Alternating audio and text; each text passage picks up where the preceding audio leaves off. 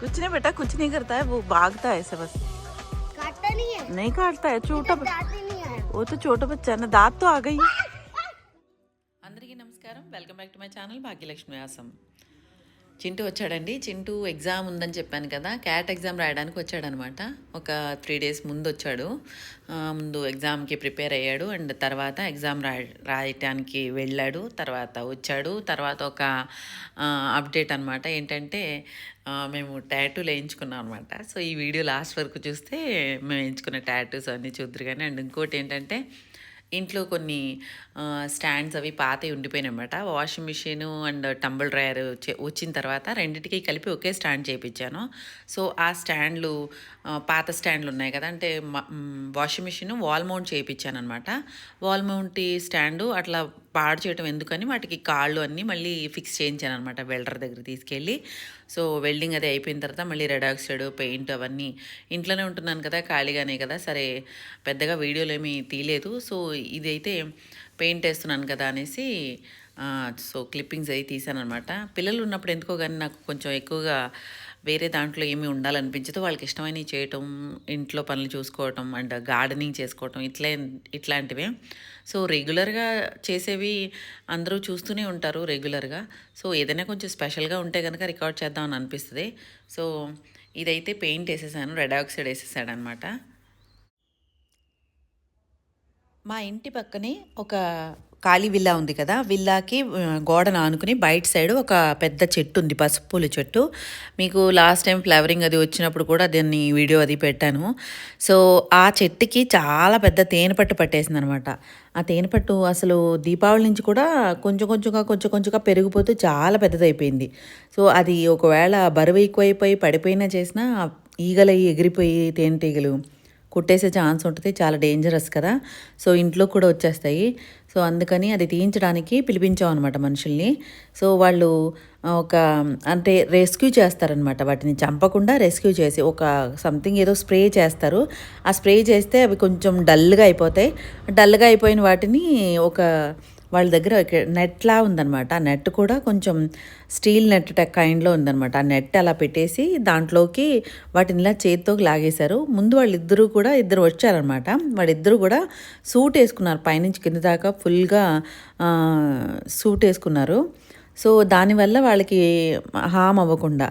So ఇదంతా spray చేసిన తర్వాత అవి అన్నీ కొంచెం డల్గా అయిపోయినాయి. వాటిని అన్నిటినీ జాగ్రత్తగా కిందకి తీసేశారనమాట ఆ నెట్లోనికి. అవన్నీ తీసి మళ్ళీ కొంచెం ఎవరూ లేని చోట, జంగల్ లాగా ఉన్న చోట వదిలేయటానికి, కొంచెం ఫారెస్ట్ సైడ్ వదిలేయటానికి వెళ్ళారు.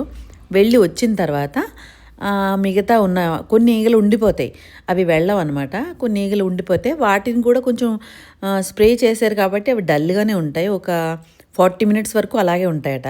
40 minutes వరకు అసలు సొసైటీ ఏరియాలో కూడా ఎవరిని బయటకు రావద్దు అని మెసేజ్ అది ఫార్వర్డ్ చేసాం అనమాట మేము గ్రూప్లో. సో ఎందుకంటే గమ్ముని చిన్నపిల్లలు లాంటి వాళ్ళు బయట అటు ఇటు తిరిగే వాళ్ళకి ఒక తేనెటీగ కుట్టిన చాలా భయంకరమైన దద్దుర్లు వచ్చేసి నెప్పది వచ్చేస్తుంది కదా. సో దాని గురించి భయం వేసింది అనమాట.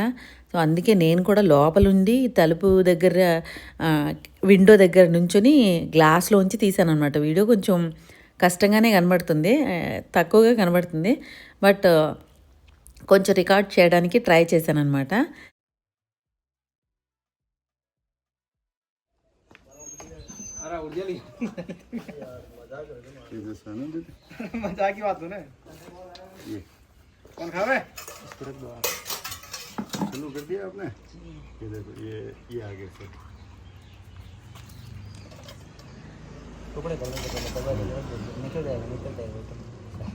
बकेट में गिर रहा है पूरा, बकेट नीचे गंदा है. नहीं कोई नहीं, एकदम क्लीन करके ही लिया हमने.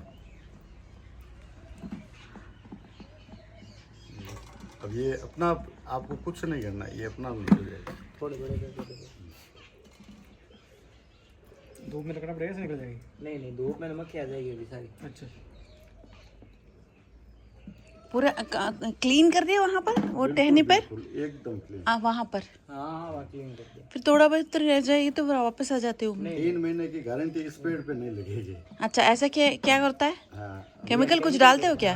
अच्छा ये पूरा साफ करके फिर केमिकल कर देते हैं हम। अच्छा, क्या चार्ज किया आपने वो निकालने के लिए? ये अभी हटाने का ये हाँ हाँ। ये 3000 में। कहीं भी और भी कोई आपके फ्रेंड के वगैरह कहीं हो ना सोसाइटी में? हाँ जी, ठीक है, मैं बता दूँ. यहाँ पे अभी సో వచ్చింది హనీ కూడా ఎక్కువ ఏం రాలేదు, 1 కిలో వరకు ఉంటుందేమో. వాళ్ళు తీసుకుని వెళ్ళిపోతారంట, లేదంటే ఎవరికైనా కావాలంటే అమ్మేస్తారనమాట. యాక్చువల్లీ హనీ తీస్తే వాళ్ళకి తీసుకెళ్ళిపోతారు, లేదంటే వాళ్ళు అమ్ముతారనమాట. యాక్చువల్లీ మనకి ఉత్తినే ఇవ్వరు. సో 1 కిలో వరకు ఉంటుంది మ్యామ్, 1000 రూపాయల వరకు ఇవ్వండి అని అన్నారు. నాకు ఫ్రెష్ హనీ ఎప్పుడు డైరెక్ట్గా ఎలా ఉంటుంది అని అన్నది తీసిన వెంటనే చూసింది ఇదే ఫస్ట్ టైం అనమాట. అసలు టేస్ట్ కూడా అసలు అమృతంలా ఉందండి బాబు, చాలా బాగుంది అసలు. సో 1/2 కిలో పైనే వచ్చిందనమాట, 1 కిలో అయితే లేదు. ఒక 200 పే చేసి తీసేసుకున్నాను అనమాట. 1000 రూపాయలు చెప్పారు ఫస్ట్. నేను ఇవ్వను, అంత ఏం ఉండదు, అదంతా తీసిన దానికి బోళ్ళు ఖర్చు అయింది కదా, వద్దు వద్దు అని చెప్పి మొత్తం మీద 200కి ఇచ్చేసారనమాట. వాళ్ళు అలా నెట్లో పెట్టి, అదే ఒక జల్లెడ లాంటి దాంట్లో పెట్టేసి గిన్నెలో పెట్టేసి అలా వదిలేస్తే కనుక నిదానంగా వచ్చేస్తుంది మేడం అని అన్నారు. బట్ నాకెందుకు అలా ఎక్కువసేపు పెట్టినా కానీ ఓపెన్గా పెట్టాలంటే ఇబ్బంది కదా. సో మళ్ళీ నేను ఏం చేశానంటే మస్లిన్ క్లాత్ లాంటిది తీసుకుని దాంట్లోకి అవి వేసుకుంటూ పెట్టేసి స్క్వీజ్ చేసుకుంటూ వెళ్ళాను అనమాట. స్క్వీజ్ చేస్తే వచ్చేసింది. ఆ వచ్చిన తర్వాత కూడా స్క్వీజ్ చేసిన క్లాత్ని అలాగే జల్లుల్లో పెట్టి వదిలేసాను అనమాట. ఇంతవరకు వచ్చిన దాన్ని మాత్రం చీసాలో పోసేసాను. ఒక 600 గ్రామ్స్ అయితే ఖచ్చితంగా హనీ వచ్చిందనమాట 200 రూపీస్కి. అసలు టేస్ట్ అయితే అమృతం, అమోఘం అని చెప్పాలి. ఇక్కడ వీడు చూడండి, నేను వీడియో తీస్తున్నాను అనేసి కావాలని ఇట్లాంటి స్టెప్స్ వేసి ఇప్పుడు పెట్టు కావాలంటే అంటున్నాడు. అసలు వీడియోస్ తీయడానికి తొందరగా ఇష్టపడరు అనమాట. ఇద్దరు కూడా కొన్ని టైమ్స్లో అసలు ఒప్పుకోరు ఫోన్ తీస్తే. సో దాని గురించి వాళ్ళు ఉన్నప్పుడు నేను అన్ని టైంలోనూ వీడియో తీస్తూ ఉండను అనమాట. కొన్ని టైంలో వాళ్ళు ఇష్టం పడినప్పుడు ఓకే పర్వాలేదు, వీడియోకి తీసి పెట్టినా కానీ ఊరుకుంటారు. ఒక్కొక్కసారి ఇష్టపడరు. సో దాని గురించి నేను ఎక్కువ వాళ్ళు ఉన్నప్పుడు వీడియో అది తీయనమాట. అండ్ ఇక్కడ ఏంటంటే నేను డిష్ వాషర్ ట్యాబ్లెట్లు ఫినిష్ తెప్పిస్తూ ఉంటాను అనమాట. ఆఫర్లో వచ్చినప్పుడు పెద్ద ప్యాకెట్ తెప్పించేశాను. సో ఇవి రీఫిల్ చేసుకుని హ్యాండీగా దగ్గరికి పెట్టుకుంటాను అనమాట. సో ఇవన్నీ అయిపోయినాయి, మళ్ళీ రీఆర్డర్ చేయాలి. ఇదైతే ఒక ట్యాబ్లెట్ వచ్చి ఒక 15 రూపీస్ 14 రూపీస్ పడిందనమాట నేను ఆఫర్లో తీసుకున్నప్పుడు. అండ్ ఆ తర్వాత నేను డిష్ లిక్విడ్ ఉంటుంది కదా, విమ్ లిక్విడ్ ఈ మధ్య కొంచెం అంత బాగా పనిచేయట్లేదు. ప్లస్ ఇంకొకటి ఏంటంటే మనం డైరెక్ట్గా అలా యూస్ చేసేస్తే కనుక ఎక్కువ క్వాంటిటీలో మనం ఎక్కువ క్వాంటిటీ వెళ్ళిపోతూ ఉంటుంది అనమాట. దాంట్లో నీళ్లు మిక్స్ చేసుకుని చాలామంది వాడుతూ ఉంటారు డైల్యూట్ చేసి. అయితే నీళ్లు డైరెక్ట్గా మిక్స్ చేసే కన్నా కొంచెం వెనిగరు, కొంచెం మనం కిచెన్లో యూస్ చేసే సాల్ట్ అండ్ కొంచెం వాటర్ యాడ్ చేసి మిక్స్ చేసి ఒక సగం బాటిల్కి సగం వాటర్, వెనిగర్, సాల్ట్ మిక్స్ చేసి వాడితే కనుక, అంటే కొత్త బాటిల్లో అయిపోయిన బాటిల్లో సగం వరకు పోసేసి మిగతాదంతా వాటర్, వెనిగర్ అండ్ ఉప్పు మిక్స్ చేసి ఫుల్ చేసి యూస్ చేస్తే కనుక మనకి ఎక్కువ రోజులు వస్తుంది, చాలా మంచిగా ఉంటుంది. గిన్నెలు అసలు వాసన రావండి. మనం వెనిగరు యూస్ చేస్తే కనుక అసలు మనం ఎన్వి తిన్నా కానీ అసలు వాసన రావన్నమాట. చాలా మంచిగా ఉంటాయి, మంచి ఫ్రేగ్రెన్స్ వస్తుంది. అండ్ ఇంకొకటి ఏంటంటే ఉప్పు మనం డిష్ వాషర్లో కూడా సాల్ట్ వేస్తాం కదా, క్రిస్టల్ సాల్ట్. అలాగే మనం గిన్నెలు తోముకునేటప్పుడు కూడా నేను సింక్ కడిగేటప్పుడు కూడా ఉప్పు యూస్ చేస్తాను. మీరు చూసే ఉంటారు, ఒక షార్ట్లో కూడా పోస్ట్ చేశాను నేను. అయితే ఉప్పు వల్ల ఏంటంటే చుక్కలు లేకుండా ఉంటాయన్నమాట గిన్నెల మీద. సో దాని గురించి ఇలా మనం ముందే ఒక బాటిల్, అయిపోయిన బాటిల్ పెట్టుకుని ఆ బాటిల్లోకి సగంగా మిక్స్ చేసుకుంటూ మనం యూజ్ చేసుకుంటే కనుక విమ్ చాలా మంచిగా పవర్ఫుల్గా యూజ్ అవుతుంది. అండ్ ఇంకొకటి ఏంటంటే ఎక్కువ రోజులు కూడా వస్తుంది అండ్ చాలా మంచిగా బాగుంటాయి మన గిన్నెలు కూడా. సో నేను ఇలా కలిపి పెట్టుకుంటూ ఉంటానన్నమాట. ఆ తర్వాత చింటూని డ్రాప్ చేయాల్సి వచ్చింది కాలేజ్ దగ్గర. అంటే ఊరవతలు ఎక్కడో ఉందన్నమాట కాలేజ్. సో దాని గురించి అంత దూరం మళ్ళీ పిల్లలు వెళ్ళినా కానీ లేట్ అయినా ట్రాఫిక్ అది ఉన్నా చాలా ఇబ్బంది పడతారు అనేసి మేమిద్దరం వెళ్ళి డ్రాప్ చేసి వచ్చాం అనమాట. సో డ్రాప్ చేయడానికి కూడా చాలా దూరం కాబట్టి కొంచెం టైం పట్టింది. అండ్ పిక్ చేసుకోవడానికి వాళ్ళ ఫ్రెండ్స్ కూడా చాలామంది ఎగ్జామ్ ఇవ్వటానికి వచ్చారనమాట. సో మా లొకాలిటీకి కొంచెం దగ్గరలో వాళ్ళు ఉంటారు. సో వాళ్ళు వెహికల్ పట్టుకుని వెళ్ళారు కాబట్టి వాళ్ళతో పాటు వచ్చేస్తానమ్మా, మీరు వెళ్ళిపోండి అని అన్నాడని మేము రిటర్న్ వచ్చేసామన్నమాట. తర్వాత వాడిని డ్రాప్ చేసేసి రిటర్న్ వస్తూ వస్తూ సండే కాబట్టి మేము ఒక గార్డెన్ విజిట్ చేసాం అనమాట. గార్డెన్ అంటే నర్సరీ అనే అనాలి. ల్యాండ్స్కేపింగ్ చాలా మంచిగా ఇంట్రెస్టింగ్గా డెకరేట్ చేస్తూ నర్సరీ అనమాట. అది చాలా మంచిగా బాగుంటుందన్నమాట. ల్యాండ్స్కేపింగ్ కూడా చేస్తారు ఆ నర్సరీ వాళ్ళే.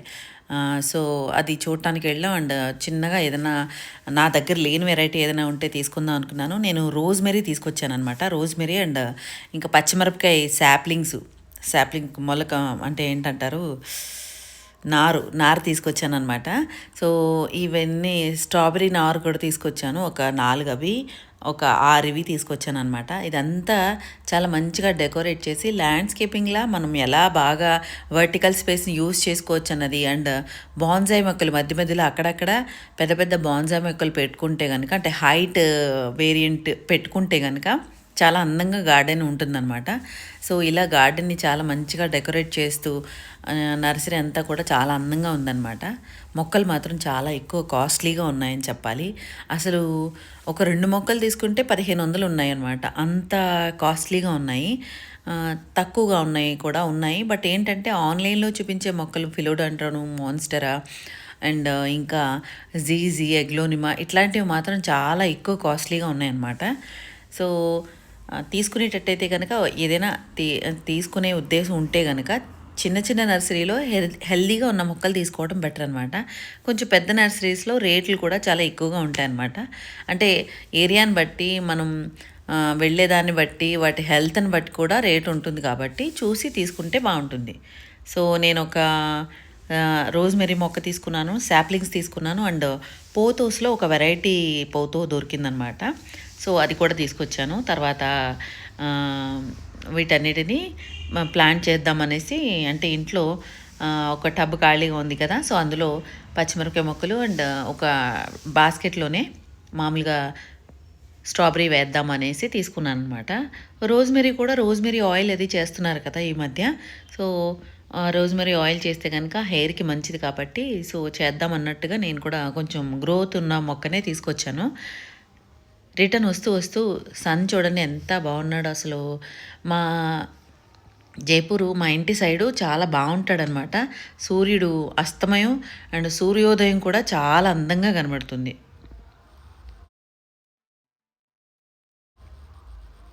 సో నిన్న నర్సరీకి వెళ్ళాను కదా. అండ్ ఇంకొకటి చెప్పడం మర్చిపోయాను. ఈ స్నేక్ ప్లాంట్లన్నీ కూడా వెస్ట్ సైడ్ ఉన్నది విండో అనమాట. సో విండో దగ్గర ఉంటుంది కాబట్టి బాగా ఎండ తగిలి ప్లాస్టిక్ కుండీలు పెట్టాను. అవన్నీ కూడా పగిలిపోతూ వస్తున్నాయి అన్నమాట. అంటే మధ్యలో క్లీన్ చేయడం గురించి ఎప్పుడైనా వాటర్ స్ప్రే చేసి వాటి లీవ్స్ మీద మట్టి పేరిపోతే కనుక నాకు వాష్ చేయడం అలవాటు కదా. సో అవి తీస్తున్నప్పుడు అది ఇరిగిపోతూ వస్తున్నాయి. సో వాటిని ఏం చేశాను, ఇలా విరిగిపోతూ వస్తున్నాయి. ఎట్లాంటి కుండీలు అయితే బాగుంటాయో అని ఆలోచించాను. ఫైబర్ కుండీలు వస్తున్నాయి కాబట్టి అట్లాంటివి తీసుకుందాం అని అనుకున్నాను. కానీ ఫైబర్ కుండీ కూడా మళ్ళీ ప్లాస్టిక్ కుండీ అవుతుంది. అది కూడా వెస్ట్ సైడ్ పెడతాం కాబట్టి సన్సెట్ ఎండ బాగా గట్టిగా తగిలే ఛాన్స్ ఉంటుంది. సో దానివల్ల ఫేడ్ అయ్యి తర్వాత పగిలిపోయే అవకాశం ఎలాగా ఉంటుంది. అందులోనూ గ్రోత్ నా స్నేక్ ప్లాంట్లకి చాలా మంచి బెస్ట్ గ్రోత్ ఉందన్నమాట. అంటే ఒక కొమ్మ వేస్తే కనుక 4 కొమ్మలు అయిపోతాయి, అంత గ్రోత్ ఉందన్నమాట. నేను అసలు ఈ కుండీలన్నింటిలోనూ ఓన్లీ రెండు కొమ్మలుగా వేశాను ఫస్ట్లో. 3 ఇయర్స్కి అసలు రూట్ బౌండ్ అయిపోయేంత బాగా వచ్చినాయి అనమాట. సో దాని గురించి నేను